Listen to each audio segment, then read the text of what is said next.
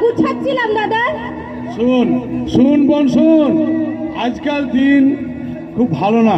হ্যাঁ, বুঝতে তো পারছিস গ্রামের অবস্থা। দাদা সন্ধ্যার আগে সবাই বাড়ি ফিরে যাবি। ও দাদা, হ্যাঁ।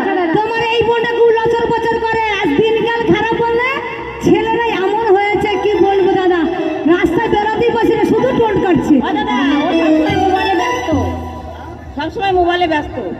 এই শোন লীলা, আমি আমার অবর্ত নেই, তুই তো দিদির কথা শুনবি, ঠিক আছে? ঠিক আছে দাদা। দাদা অনেকদিন পর তো যাচ্ছ বিদেশে, সবাইকে শোধাও না কি কি নিবে সবাই। আরে সে তো শোধাবই। শোন, আমি যাচ্ছি চেন্নাইয়ে কাজ করব, কাজ করে কিছু পয়সা ইনকাম করব, তারপর যখন বাড়ি আসবো তখন তোদের জন্য তো কিছু আনতে হবে।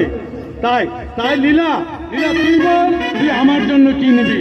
তুমি আমার জন্য একটা ভালো লেহেঙ্গা নিয়ে আসবা দাদা।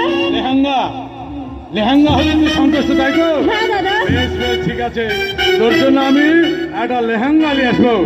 আর কল্পনা, তোমার শুধু একটা বোনকেই কিনে দাও।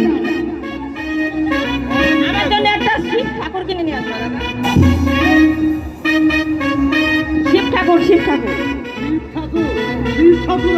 আমি পুজো করবো দাদা, আমি পুজো করতে খুব ভালোবাসি।